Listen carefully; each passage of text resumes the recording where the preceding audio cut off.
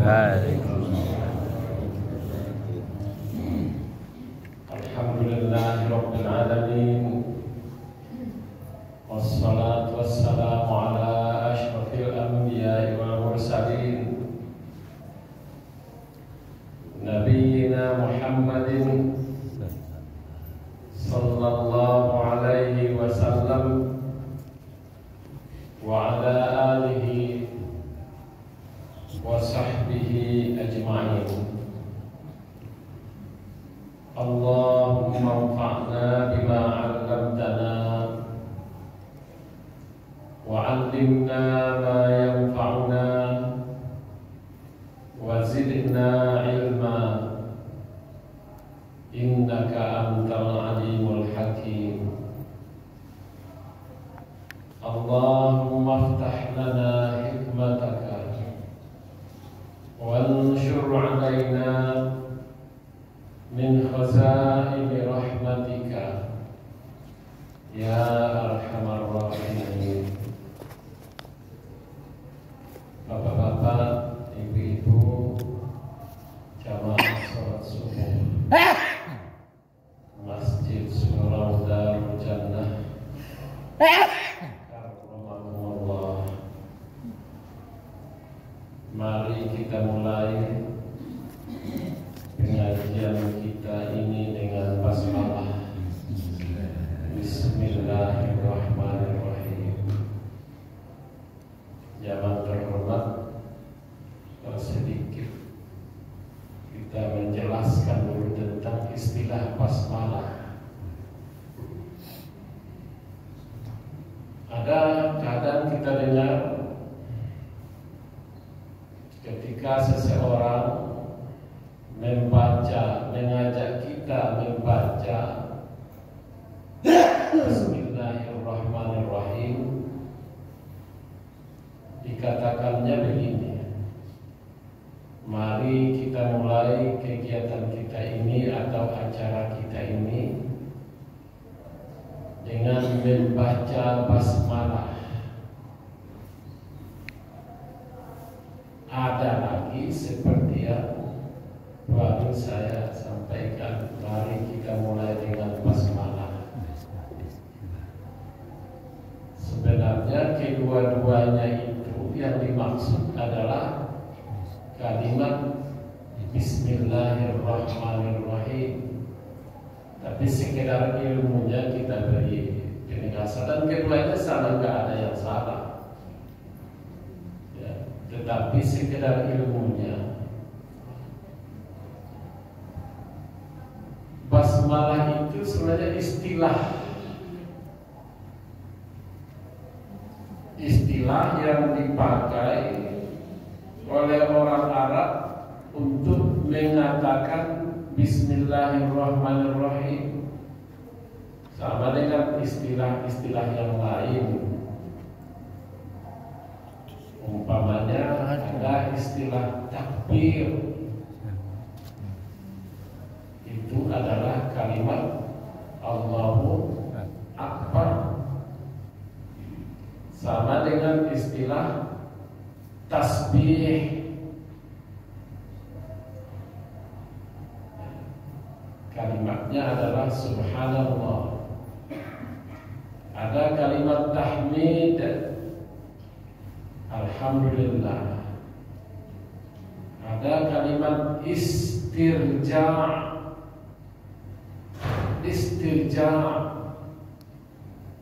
Kalau istirja apa? Istirja itu kalimat inna lillahi wa inna ilaihi raji'un, istilahnya istirja. Ada kalimat tahlil, la ilaha illallah. Ada pula istilah hauqalah. Itu betul, la haula wa la quwwata illa billah. Ada lagi kalimat taqdis, dengan qaf, kalimat taqdis, seperti yang disebutkan oleh para malaikat, ataj'alu fiha may yufsidu fiha. Ya, ketika Allah menyebut bahwa saya akan menciptakan khalifah di bumi, inni ja'ilun fil ardi khalifah. Ya. Kata para malaikat, ataj'alu fiha, apakah engkau akan menjadikan juga di bumi ini may yufsidu fiha, orang-orang yang akan merusak di dalamnya, wa yasfiku dima, bahkan bacakak, menumpahkan darah, wa nahnu nusabbihu bihamdika, kami kan sudah bertasbih. Kalimat subhanallah tadi, bihamdika juga sudah membaca tahmid atau hamdalah, alhamdulillahirabbil alamin. Wa nuqaddisulak, ini yang kita maksud tadi. Dan sudah membaca taqdis. Taqdis, ya, kalimat taqdis itu subuhun Qudusun Rabbuna wa Rabbul malaikati warruh. Subuhun Qudusun Rabbuna wa Rabbul malaikati warruh. Ini yang dimaksud oleh malaikat dengan nuqab disulak. Kami kan sudah membaca takdis, itu maknanya secara umum sama dengan kalimat subhanallah. Ya, ada pertemuan maknanya. Mirip itu dengan istilah basmalah. Hanya saja dari gabungan kata-kata dari bismillah, Bismi Allah Ar-Rahman Ar-Rahim, gabungan kata itu kan dibuat mulanya ke basmalah.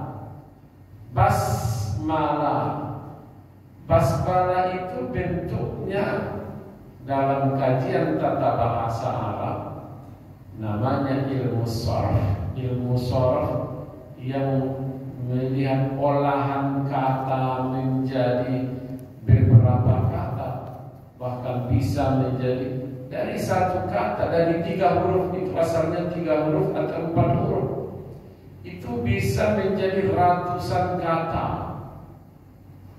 Itu namanya ilmu sharaf. Ilmu sharaf, ya, ilmu sharaf. Nah, dalam tinjauan ini maka basmalah itu namanya fi'il madhi, kata kerja yang menunjukkan masa yang telah berlalu. Dari basmalah yubasmilu, basmalah menunjukkan kata kerja masa yang sudah berlalu. Yubasmilu untuk sekarang dan akan datang. Kalau tadi basmalah sudah membaca bismillahirrahmanirrahim, yubasmilu sedang atau akan membaca bismillahirrahmanirrahim. Basmalah, nah, ini yang kita maksud tadi. Basmalah membaca bismillahirrahmanirrahim. Jadi arti basmalah membaca bismillahirrahmanirrahim. Nah, kembali ke apa yang terbiasa kita dengar. Ketika ada yang mengatakan, mari kita mulai kegiatan kita ini dengan basmalah, itu artinya sama dengan membaca bismillahirrahmanirrahim. Kalau ada yang mengatakan mari kita mulai kegiatan ini dengan membaca basmalah, arti double di situ. Ya tidak apa-apa, nggak apa-apa, nggak sampai ya, tetapi sekedar ya kita ketahui sebenarnya dengan basmalah saja sudah cukup.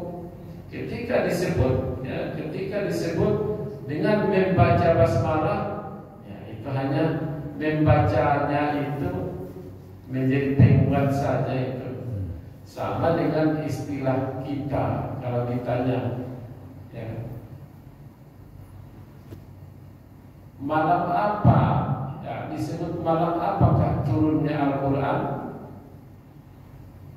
kita akan menjawab malam malam Lailatul Qadar.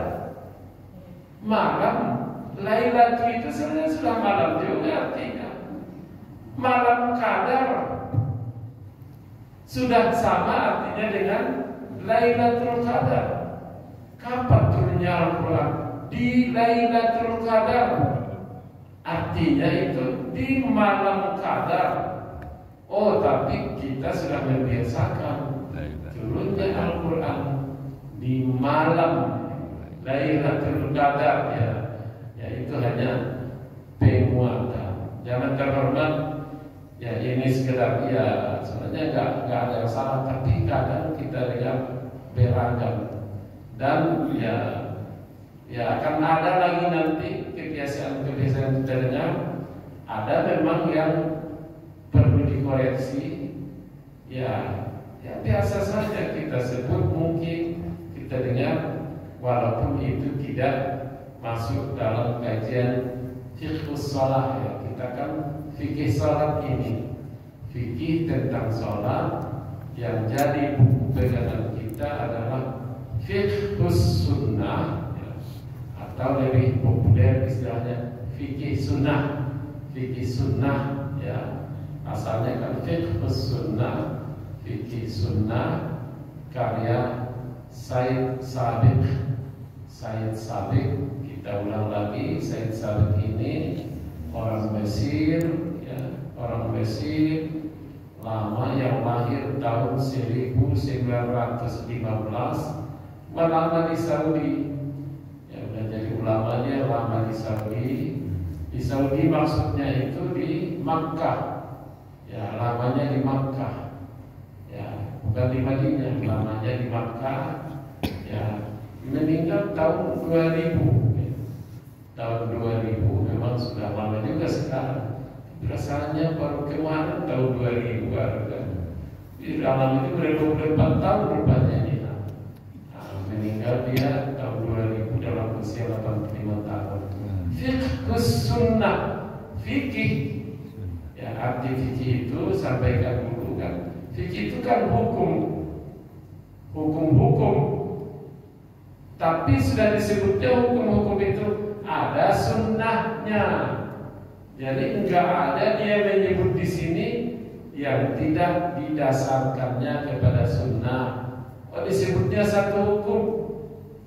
Apa sunnahnya? Ini langsung berbarengan.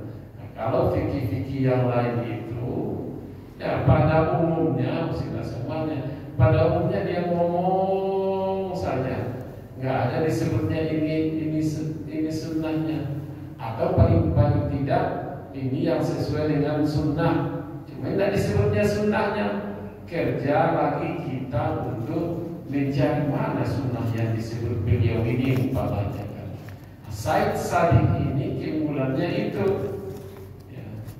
Ini sebenarnya mengulang-ulang supaya kita lebih mengenal dengan fikih sunnah ini. Dulu kan sudah kita sampaikan juga.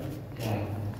Said Sabiq ini ya sudah disebutkannya satu hukum, ini yang disuruh, ini yang dilarang. Yang hukum itu kan hanya dua, yang disuruh atau yang dilarang. Yang disuruh itu istilahnya amar, al-amru, amar ya, yang diperintah. Yang dilarang itu nahyun, al-nahu atau nahi. Amar dan nahi itu cuma sumber hukum. Yang dua itu ya sudah disebutnya hukum itu perbuatan. Ada perbuatan yang disuruh, ada yang dilarang. Itulah hukum. Setelah dia menyebut ini ini disuruh, pada akhirnya ini sunnahnya, ini dilarang. Nah, dia melanjutkan dengan ini sunnahnya. Sekali lagi, keunggulan lain adalah fikih sunnah atau Said Sabi tidak menyebut ini yang benar, ini tidak benar, enggak. Diberikannya kepada kita memilihnya. Nah, ini disuruh nih, ya, hadisnya gini.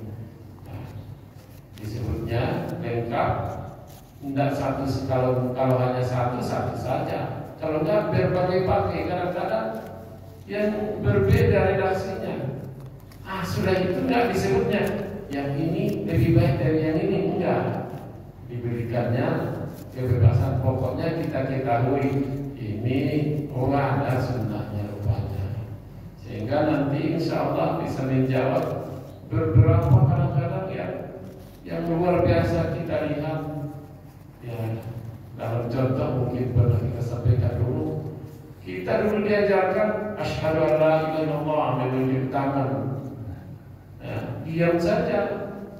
Tapi kan kita lihat kadang-kadang ada ini nanti ada semuanya, akan kita temukan semuanya di dalam fikih sunnah ini. Yang begini saja, yang yang apa nanti soal ada yang kalau kita di sini membiasakan membaca imam itu membaca basmalahnya itu dengan sir, ya, dengan sir. Cuma apa memang dengan sir beliau atau tidak dibaca sama sekali? Nanti ketemu nih, membaca sir, membaca dengan pelan. Ada lagi yang membaca jahar dengan keras, atau ada yang tidak membaca sama sekali. Nggak ada bacanya sama sekali. Insya Allah nanti akan ketemu ini. Jangan terhormat. Kita belum ke materi sholat. Kalau terakhir ya di pengajian sebelumnya kita membicarakan alaman tajibus sholat, kepada siapa ya sholat itu diwajibkan.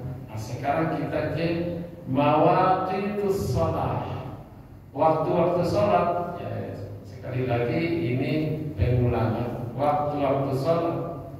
Jadi di Quran kan Allah ada menyebut, a'udzubillahi minasyaitonir rajim, innas sholata kanat 'alal mu'minina kitaban mawquta. Innas sholata kanat 'alal mu'minina kitaban mawquta. Sesungguhnya sholat itu diwajibkan kepada orang beriman dan ada waktu-waktunya, ya, dan nggak bisa kapan taragat saja udah. Ya, kamu sholat dulu, ya, sholat asar di jam 3 baru. Jadi kamu ingin sholat asar nggak bisa, ada waktu-waktunya. Nah, waktu-waktunya itu kalau di Quran itu disebut garis global saja. Nah, ini yang acok ayatnya kita baca itu kita dengar, ya. Aqimis sholata liduluki syamsi ila wasaqil laili wa qur'anal fajri. Sampai di situ saja. Inna qur'anal fajri kana mashhuda. Itu ujungnya lagi. Itu yang di surat Al-Isra ayat 79. Aqimis sholat, dirikanlah sholat. Liduluki syamsi, mulainya dari condongnya matahari, ila wasaqil laili, sampai gelapnya malam. Wa Qur'an al-fajri, sudah itu dirikan pula Quran Fajar. Itulah yang sholat yang 5 itu. Yang 3 kata itu, 3 kelompok itu, disitulah sholat yang 5 itu.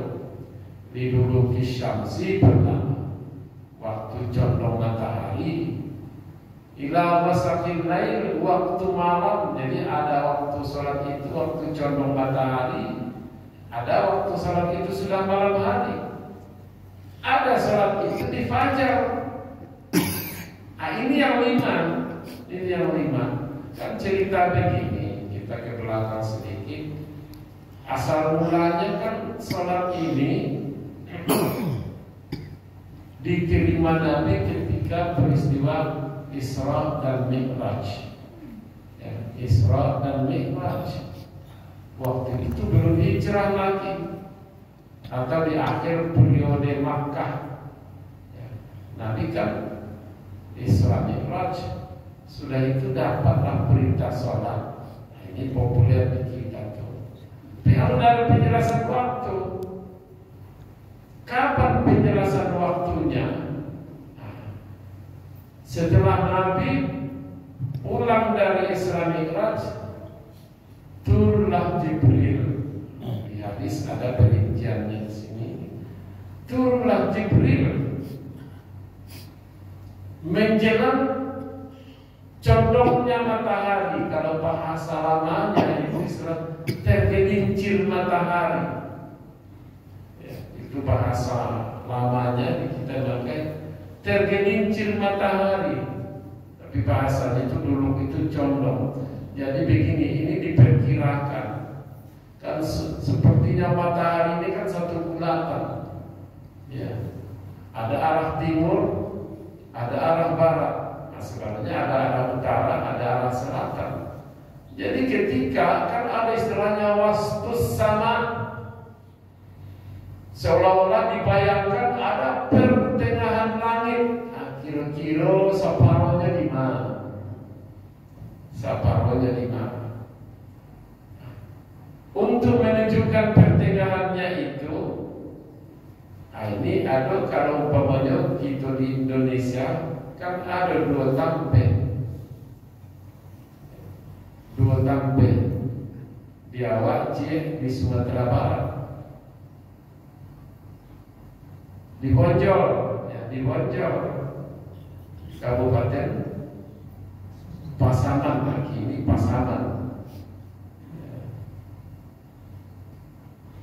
di Bonjol, yang kedua di Pontianak, ya, di Kalimantan, yang dilewati oleh Khatul Istiwa.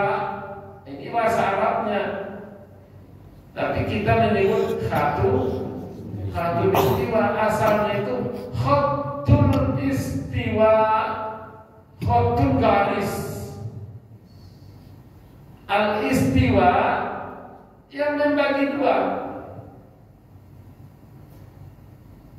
Yang membagi dua atau yang menyamakan, samo ke timur, dia samo ke bawah. Cuma khatul dengan to tuh yang hurufnya kha dan to. To-nya itu bertasdid khatul. Tetapi karena bahasa sambung juga al-istiwa. Al-istiwa itu sama itu akan kata dengan sawaun. Kan kalau itu yang lebih dekat ke kita katanya ya. Fa innal ladzina kafaru sawaun alaihim. Sawaun itu sama asal katanya itu dengan istiwa. Jadi khatul istiwa, pada akhirnya kita membuat capek saja khatul istiwa gitu kan. Khatul istiwa yang membelah dua bumi ini atau langit, membelah dua. Lalu untuk membuktikan sedang Abi belah dua tuh, awak tahu nggak ada bayang-bayang awak, hilang bayang-bayang awak kan. Sedang di tengah itu hilang bayang-bayang, nggak ada kanan ke bawah, berarti sudah di tengah betul. Sudah di tengah betul. Lalu condong sedikit, condong ke arah barat, nampak bayangan awak. Ini yang duluki syamsi yang dimaksud di sini. Duluki syamsi, contoh di duluki syamsi. Nah, waktu itulah mulai waktu zuhur. Itu saja bahasa Quran. Bahasa hadis zalati syams sama. Contoh atau tergelincir. Ada di situ asal muasal. Orang yang ahli di bidangnya, ahli ilmu falak. Ya saya tidak bisa menjelaskannya, tapi dari situlah. Ya ini kira-kira condongnya bagaimana diikuti? Sampailah ke dinding. Sampailah ke dinding. Waktu sholat itu menempel di dinding. Kalau dulu maaf dari kampung di Pasaman Barat, kampungnya dulu terisolir, kini tidak lagi. Tapi masih ingat waktu ketek-ketek sampai batanya itu kan nenek, ayah jualan kan kalau ada. Nah, tengah hari itu bayar nek, karena nenek sudah tidak bisa berkeladang lagi. Nah, itu yang di kampung nek, udah zuhur hari nek, tapi dalam bahasa di sana sudah zuhur hari nek. Nenek itu pulang kapal, turun ke bawah, rumah panggung kan, turun. Mencari kateh matahari. Aduh lagi hampir itu dulu. Ini betul-betul melihat matahari. Ya, di dulu kisyamsi betul-betul ke situ. Itu dulu. Tapi sudah dioleh oleh ahli ilmu falak. Apa istilah astronomi ya? Astronomi. Kalau kini awak mencari nama waktu zuhur, kamu apa ya? Jadi kan ini, jadi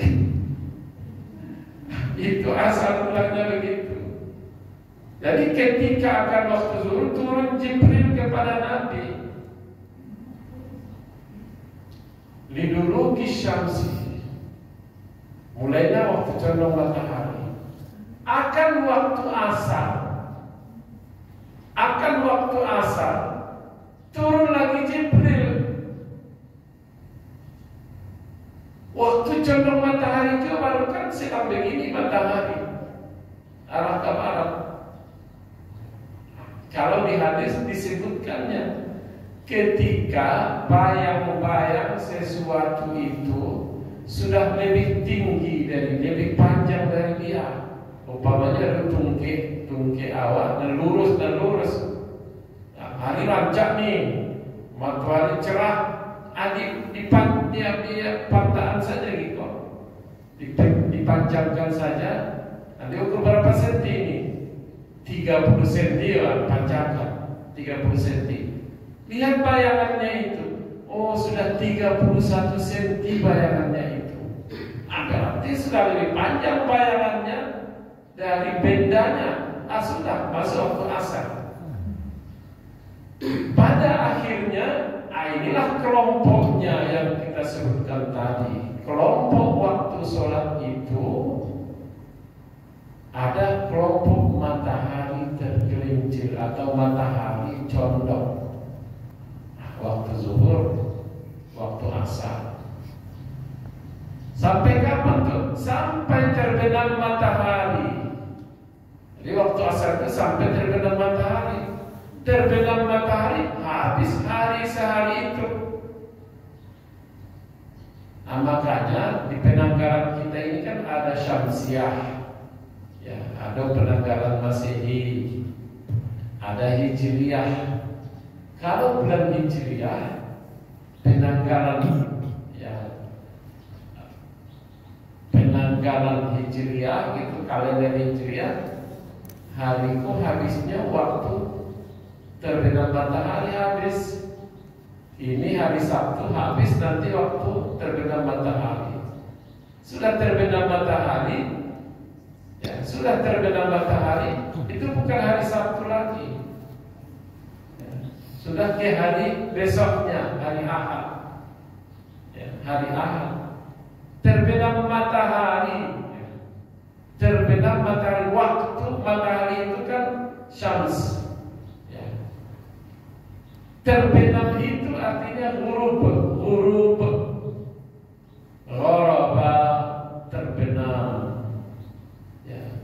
Ghurub ya, terbenam. Ada telah terbenam seperti tadi, ada sudah terbenam, ada akan terbenam, ada terbenam, tidak ada disebut kapan waktunya. Ada waktu terbenam. Waktu terbenam itu bahasa Arabnya maghrib. Maghrib. Waktu terbenam itu maghrib. Jadi ketika matahari terbenam, waktu terbenam itu habislah waktu asar. Masuklah waktu maghrib. Tapi itu sudah malam, sudah dihukum malam.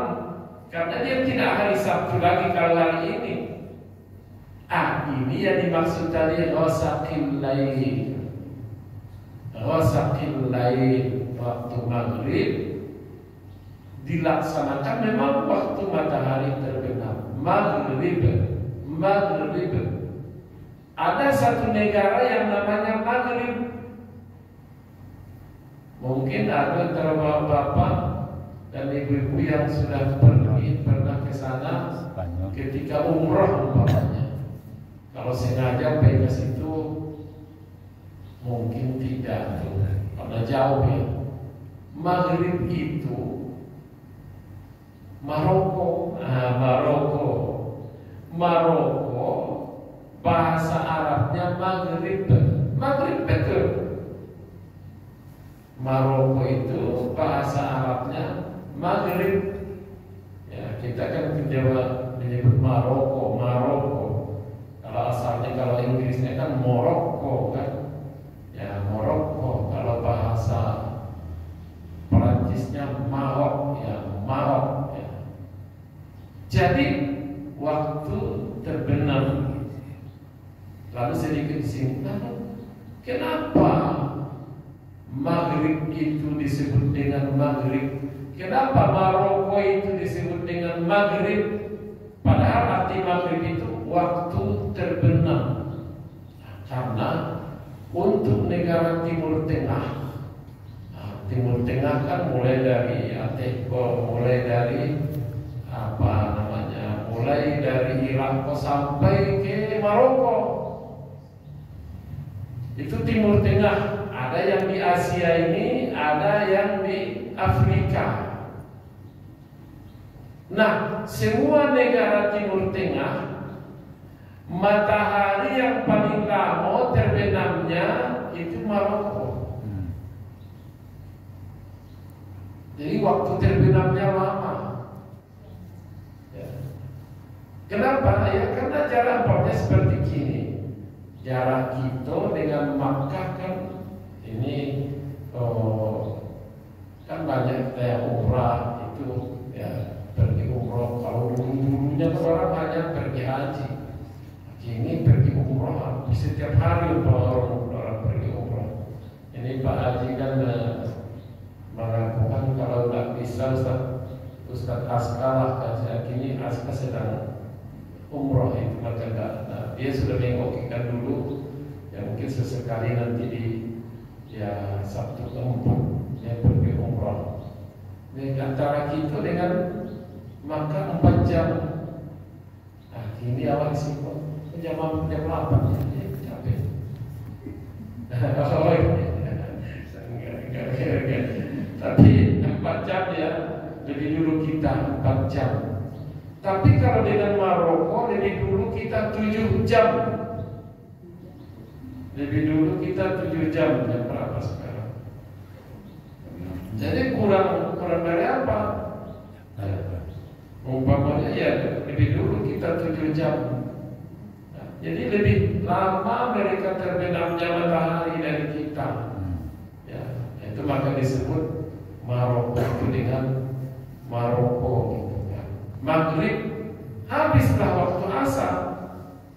Mulailah waktu maghrib yang dipakaikan untuk sholat itu. Sampai kapan itu? Sampai ada asyafaqul ahmar, ada mega merah. Ya, kalau dia penduduk itu di kampung itu kan agak di perbukitan. Ya, kalau Carlo pokoknya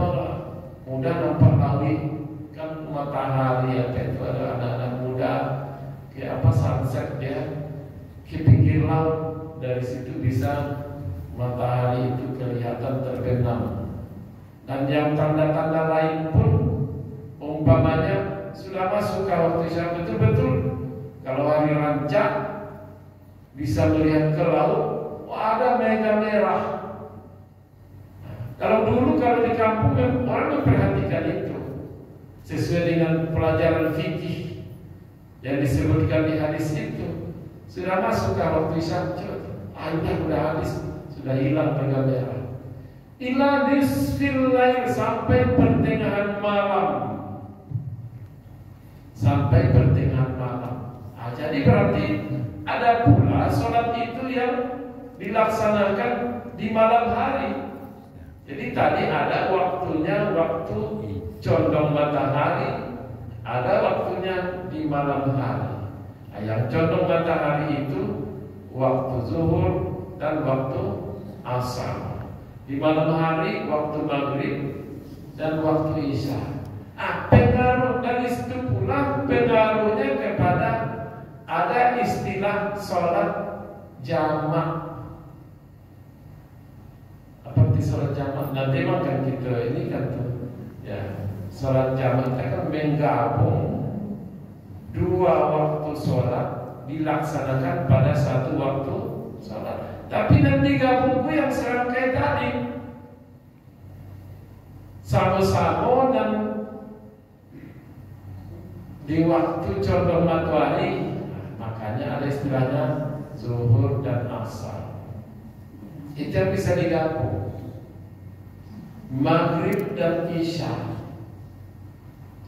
itu yang bisa digabung. Nah, ada satu lagi, wa Qur'an al-fajri. Quran Fajar. Apa pula Quran Fajar ini? Quran Fajar itu bacaan Quran di waktu fajar disebut dengan salat subuh. Ada yang bertanya kepada Aisyah, kenapa disebut Quran Fajar? Katanya litulil qiraati fiha.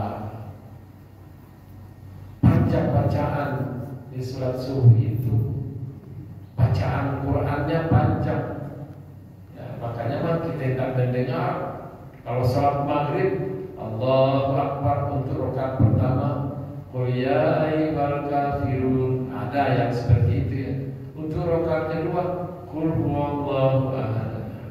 Biasanya di salat subuh tidak dibaca untuk salat subuh, kecuali salat 2 rakaat sebelum subuh. Itu memang ditujukan Nabi itu. Kalau 2 rakaat sebelum subuh itu, rakaat pertama qul ya ayyuhal kafirun, rakaat kedua qul huwallahu ahad. Qul huwallahu ahad. Nah, itu yang berpasangan. Ya, Anda berapa hadis-hadis, ayat-ayat, surat-surat yang disebut Nabi untuk dibaca waktu sholat? Tidak berapa ya. Cuma berarti jadi boleh surat mana saja. Surat mana saja. Cuma ada satu riwayat katanya Nabi tidak pernah membaca surat Al-Lahab waktu sholat. Surat Al-Lahab itu apa itu? Tabbat yada abi lahabin wa tab. Karena Nabi nggak sampai hati juga dari segi manusianya. Abu Lahab itu Pak Ete kandungnya yang sangat sayang kayaknya waktu ketek. Kan Abu Lahab itu kan tidak namo, namanya Abdul Uzza. Tapi lu ganteng, Abu Lahab itu ganteng. Abu ayah, Lahab itu menyala-nyala, nampak wajahnya ranting mulai rambut. Akhirnya saya datang ke Abu Lahab. Abu Lahab yang orang tuh kalau sudah ada kelebihannya pakai Abu langsung tuh. Abu Lahab banyak jenggotnya, Abu Lihyah. Ya. Ada anaknya gadis, Abu Bakar, Abu ya.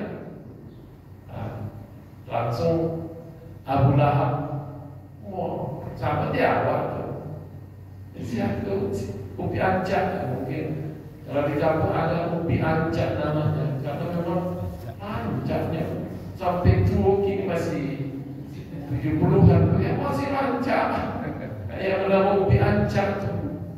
Nah, maaf, aku dulu tahun 1981 ke Padangko, tinggal langsung di masjid. Sebelum kuliah di Pagambiran masih jalan kaki 1,5 kilo. Lalu aku kan sebelum ke Padangko nggak pandai, nggak pernah mengecek bahasa Minang, nggak pernah mengecek bahasa Minang. Ya, tapi itu ditempatkan di Pagambiran ya untuk ukuran Padang itu terpencil. Waktu itu tuh terpencil. Lalu ada satu apa? Ya, satu pertemuan orang istilah dia dihadirkan karena tinggal di Surau. Kedengarannya aroma ente, aroma ente lah. Sudah aroma hitam, mau hitam. Kalau mau niat,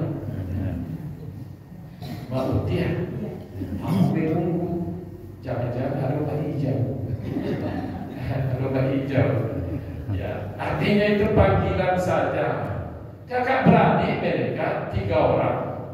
Nah, kok mak hitam, mak unyam, mak uti rupanya karena warna kulit. Ya, Abu Lahab. Ya, kalau banteng 10 orang Abu Lahab. Di ayat surat itu ada sedikit celaan kepada Nabi, kepada Abu Lahab yang sangat sayang kepada Nabi. Bayangkanlah ya, ayah Nabi meninggal waktu ketek. Waktu Nabi belum lahir, masih umur 2 bulan dalam kandungan. Ya mau tak lahir, Nabi tentu Pak eteknya itu sayang kayaknya. Tapi pada akhirnya itu yang berbeda. Tidak saja berbeda, bertentangan dengan Nabi. Ya, tabbat yada Abi Lahab. Ya, celakalah tangan Abu Lahab. Ma aghna anhu maluhu. Kalau dia membanggakan hartanya, ma aghna anhu maluhu wa ma kasab. Hartanya tidak akan adu artinya, usahanya pun tidak. Saya selanar zata lahab, akan dimasukkan ke neraka yang lahab, yang menyala-nyala. Ya. Wa imra'atuhu, istrinya itu juga, karena istrinya ya itu menghasut orang. Ya. Jadi ada riwayat mengatakan nggak ada dibaca Nabi itu dalam sholat. Ya, surat Al-Lahab. Tapi enggak apa-apa. Sebenarnya enggak pula mengeluarkan dari maqara'a harfan minal Qur'an falahu bihi hasanah wal hasanatu bi asyri amsalihha.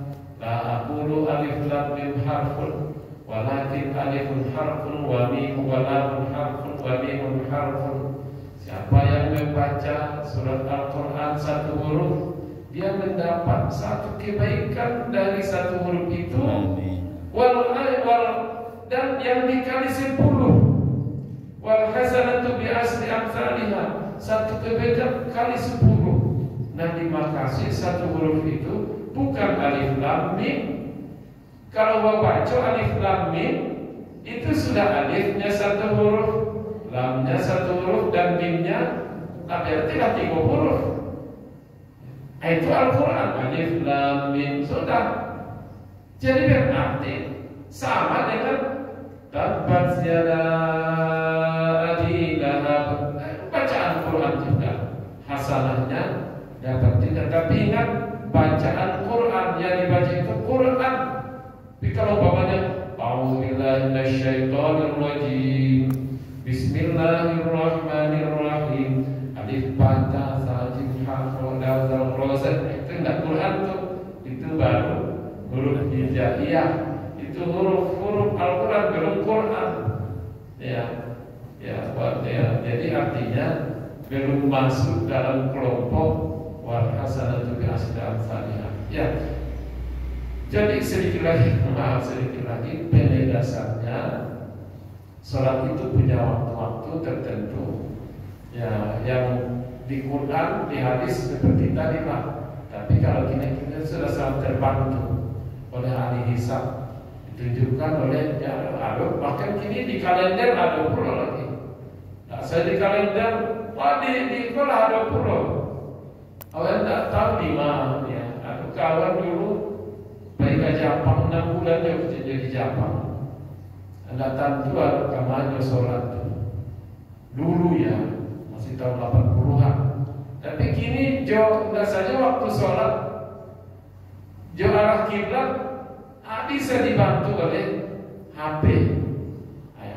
Di kalender ada, di HP ada, di mana-mana. Nah, asalnya dari ayat yang disebut tadi cuma orang keahlian di bidang itu bisa dia menerjemahnya sampai ke kalender, sampai ke kalender diterjemahkannya.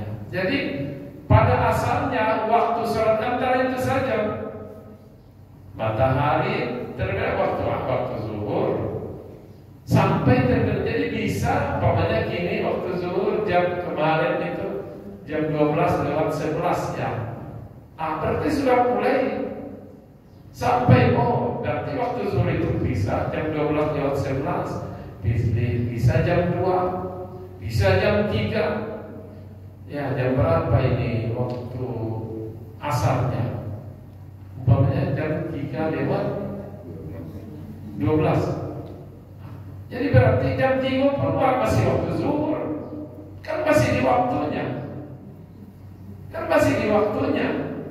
Hanya saja nanti ada keutamaannya. Maka setiap waktu sholat ada namanya waktu fadilah, waktu utama. Itu yang di awalnya. Ada waktu jawaz, boleh jawaz. Ada waktu karohah sebaiknya indah. Ada waktu tahrim, sholatnya selesai tapi soalnya haram. Bagian saja lah itu dan waktu sholat itu. Cuma tentu minimal kita upayakan di waktu jawaznya lah. Walau umpamanya kalau bisa di awal betul, tapi kalau enggak di waktu jawaznya. Jawaz itu boleh atau jaiz. Itulah waktu sholat itu masing-masingnya. Hanya saja sedikit tambahan, ini di hadis semua ini untuk sholat zuhur. Lihat situasinya. Kalau kita di masjid, ya apalagi sekarang masjid yang mungkin di Padang ini hampir semua sudah punya AC. Angin panas di luar itu tidak ada masalah. Bagus di awalnya kita sholat. Tapi kalau maunya awal di ladang, mungkin di antara kita masih ada yang tahu ladang. Di ladang kan pondok-pondok cuma, ya pondok-pondok cuma di ladang. Tidak ada AC itu, balik-balik AC alami kan, angin. Wow, matahari angin betul. Di tengah hari itu rasanya terganggu awal sholat di anginnya. Sebaiknya ditunda dulu sampai agak mendingin sedikit. Tunda agak mendingin sedikit. Itu. Kemudian soal sholat isya. Itu mungkin baca sedikit juga lah. Soal sholat isya, istihbabu takhiri sholatil isya al-awwali waktiha. Sebenarnya khusus untuk sholat isya disunatkan untuk mentakhirkan dari awal waktunya. Tapi ini memang kan ditantang ulang kan disebutnya karena menyebut sholat di awal waktunya. Ada pengecualiannya, 2 pengecualian tadi. Sholat zuhur lihat kondisinya, sholat isya kata Nabi begitu juga ya. Lebih baik dia apa kata Nabi? Laulah an asyukku ala ummatil amartuhum ay akhirul isya ila sulusil lail aw nisfi. andaikan tidak keberatan umatku, saya suruh mereka mentakhirkan sholat isya, ya, bahkan disediakan sampai ke sepertiga pertama atau separuhnya. Tapi bagi kita itu asyukah, ya, berat kita melaksanakannya itu, ya, berat. Tapi andaikan tidak keberatan, ya harus sepakat kita semua dan akan kalah saja. Balik itu. Nah, kenapa balik? Tidak lo boleh ada boleh hadis Nabi. Tidak lo boleh lalu sebelum sholat isya. Nah, itu. Karena kalau lalu awal sampai tengah malam, nanti apa maksudnya lagi? Tahajud. Makanya berlaku seperti itu. Tapi minimal tidak ketat betul lah. Umpamanya ya ada di satu masjid, pokoknya datang waktu ada azan, apa itu? Ya, azan muazzin. Tapi kalau khusus sholat isya, pokoknya ada ustaz kita sedang apa? Sedang mengaji, ya, tergaing keterangan kau, ya tunda, biar sajalah dulu. Kalau untuk sholat isya, khusus untuk sholat isya, tidak apa-apa, itu mungkin bahasa kita, ya apa-apa dimundurkan. Bahkan kalau sudah disepakati semua, tidak apa-apa. Berapa orang jamaah tetap kita? 50 orang. Itu sholat isya 50 orang. Lantas biasanya kita kalau seperti ini sekarang jam 7 berapa? Katakan sudah jam setengah 8, 50 orang. Oh, kita sholat isya nanti jam 10 ya. Jam 10 umpamanya kan. Datang itu 50 orangnya. Tapi kalau sebagian 5 orang tidak berarti termasuk syuqqah atau masyaqqah. Kata Nabi, kalau nggak ada syuqqah, kalau nggak keberatan, berarti keberatan berkurang jamaah. Cuma itu saja, tidak ketat betul. Sedang ada kegiatan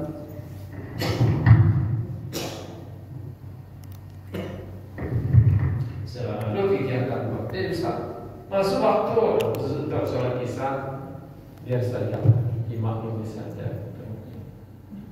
Barangkali itu saja yang sekitar waktu sholat yang kita ambil. Tetapi semua yang disampaikan itu dari hadis. Kalau harus ditutup mana hadisnya bisa kita buka di sini. Hanya saja ini berlembar-lembar dari satu banyak lembarannya. Kalau umpamanya kita baca sadonya enggak jalan apa tuh, enggak jalan. Ini nanti setelah waktu sholat ini,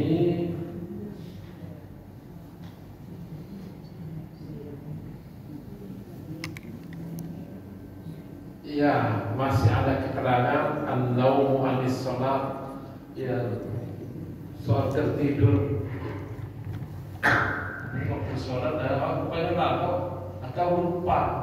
Ini kita jelaskan juga. Baru sudah itu ada waktu-waktu sholat yang dilarang, ya, dilarang sampai nanti ke perdebatannya yang diistilahkan dengan sholat syuruk, kita jelaskan nanti. Itu masih perdebatan.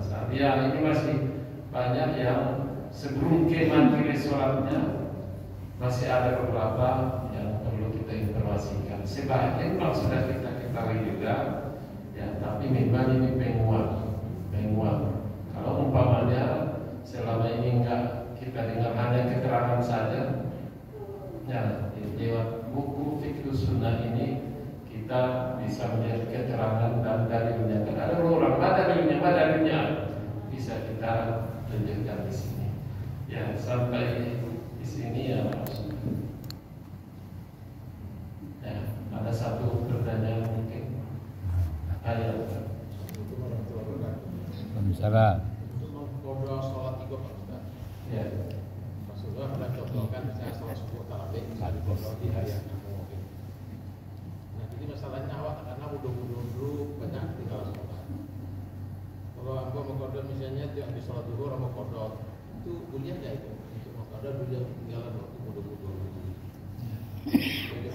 Kenapa ya? Jadi aku sampaikan sebentar soal tidur dan nisyan lupa, itu akhirnya sampai ke mengkotor ya, mengkotor. Jadi ada yang menyebut ya, ini sebelum kita lanjut tapi mau ketemu, intinya begini, ada yang berpendapat yang dikodo itu yang lupa dan takalok saja, itu saja dikodo. Tapi ada orang berpendapat, nanti akan terlihat sadang dan lupa jual disuruh, apalagi nan pasang aja. Ini ya benda sholat dulu ini, apalagi pasang aja katanya. Jadi dan mengecek anak hanya dan lupa dan takalok saja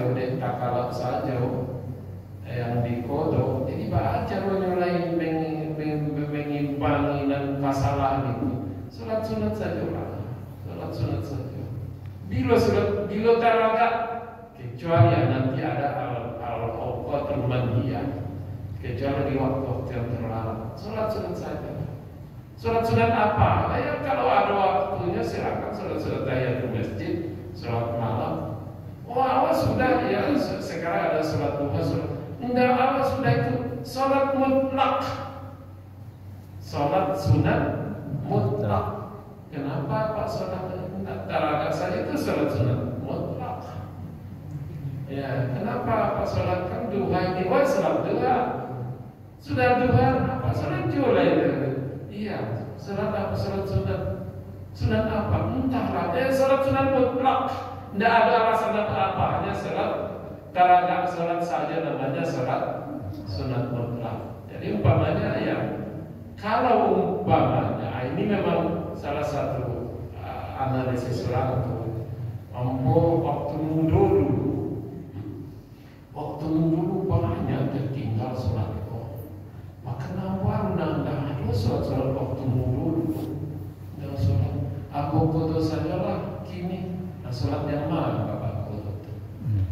Sulit kita menentukan. Makanya disebutnya sholat sunat saja. Nanti kan ada mizan. Nah, ini ada mizan kajian akidah. Ada mizan. Ada timbangan ya. Mizan itu timbangan. Ya, rupanya mulanya inilah lebih baik kesalahan tidak sholat.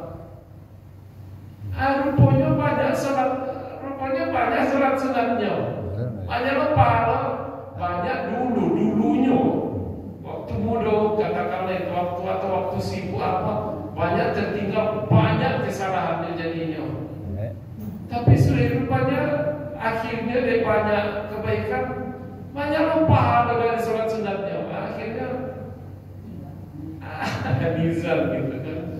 Ya, jadi di situ katanya kesulitannya istilah qada ini mengqada sholat zuhur yang mana ya?